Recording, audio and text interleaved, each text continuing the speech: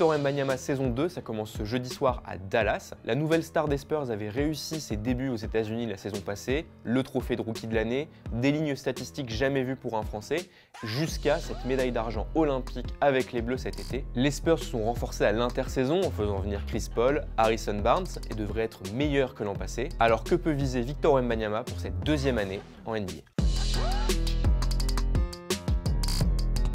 Alors, la première étape importante de la saison, ce sera le All-Star Game en février. L'an passé, Victor Wembanyama n'y avait pas participé, mais il avait eu des voix à la fois des joueurs et à la fois des fans. Et cette saison, il a toutes les cartes en main. Depuis janvier dernier, sa popularité a explosé aux États-Unis, c'est l'un des joueurs les plus suivis, le vote du public devrait donc l'avantager. Les Spurs devraient aussi gagner plus de matchs, ce qui devrait séduire les coachs qui sont chargés de choisir les remplaçants au cas où Victor Wembanyama ne serait pas élu titulaire par le collège comprenant les médias, les joueurs et les fans. Et on sait que le français est de plus en plus respecté à la fois par les joueurs mais aussi les coachs qui parlent sans cesse de leur façon de s'adapter à sa défense. Enfin, plusieurs concurrents directs comme Karl Anthony Towns ou Paul George sont passés de la conférence Ouest à la conférence Est et devraient ainsi libérer des places au All-Star Game.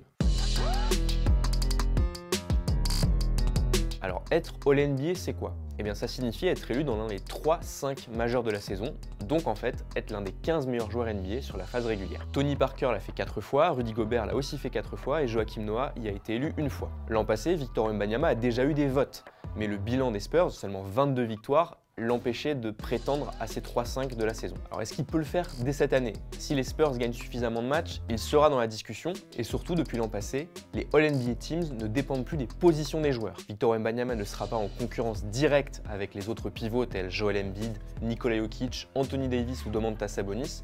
Non, on élira les 15 meilleurs joueurs de la NBA et cet été, dans les différents classements d'avant-saison, plusieurs sites américains mettaient déjà le français comme l'un des 15 meilleurs joueurs de la NBA dès sa deuxième saison. Alors le trophée de MIP récompense le joueur ayant le plus progressé. Et un Français est déjà au palmarès, c'est Boris Dio en 2006 avec Phoenix. Oui, Victor Wembanyama devrait lui aussi connaître un bond en termes de ses statistiques, mais aussi dans ce qui ne se verra pas forcément sur les feuilles de match. Mais pourtant, c'est peu probable que Victor Wembanyama gagne ce trophée dès cette saison, car c'est un sophomore, c'est-à-dire un joueur de deuxième année. Et historiquement, les sophomores ne sont que très rarement récompensés au palmarès du MIP.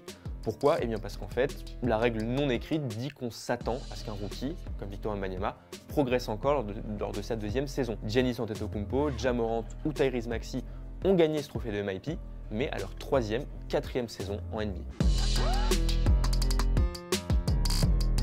Souvenez-vous, la saison passée, Victor Wembanyama avait dit, en parlant de Rudy Gobert et de ce trophée de défenseur de l'année, qu'il le gagne maintenant parce qu'après ce sera mon tour. Mais Victor Wembanyama a tout pour inverser la situation cette année. San Antonio n'avait que la 24e défense en termes de points encaissés la saison passée, ça ne peut que progresser.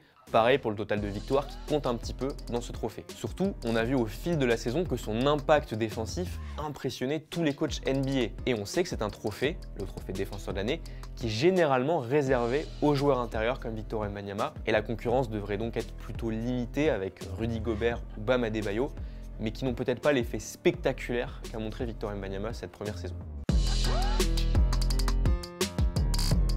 MVP, c'est le trophée ultime. Et si Victor Wembanyama le gagnait dès cette saison, il serait le plus jeune de toute l'histoire NBA, devant Derrick Rose qu'il avait gagné en 2011 à 22 ans. Mais c'est probablement beaucoup trop tôt pour le joueur des Spurs, car le MVP récompense généralement le chef, la star, la superstar d'une équipe qui joue le titre, ou qui du moins joue les playoffs. En 2017, Russell Westbrook l'avait gagné et c'était un petit peu controversé parce qu'il n'avait gagné que 47 matchs et qu'il était 5e de la conférence Ouest. Avec Wembanyama, les Spurs partent de 22 victoires la saison passée. Il faudrait une progression collective immense pour que le Français puisse s'inviter dans la course avec Luka Doncic, Shai Gilgeous-Alexander, Nikola Jokic, qui ont tous des statistiques monstrueuses, triple-double de moyenne, 30 points par match, 34 points par match, et qui sont à la tête d'équipes qui visent le titre dès 2025. Alors ce ne sera peut-être pas pour cette année, mais on pourrait voir déjà le Français obtenir des voix, et ça ce n'est pas rien.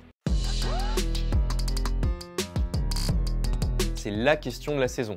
Verra-t-on Victor Wembanyama et San Antonio en phase finale NBA, c'est-à-dire en play-in ou en play-off? Ce ne sera pas simple. Encore une fois, les Spurs partent d'une saison à 22 victoires, à 20 victoires à peu près de se battre pour un access hit en play-in qui est la porte d'entrée en playoff. Mais il y a des raisons d'y croire.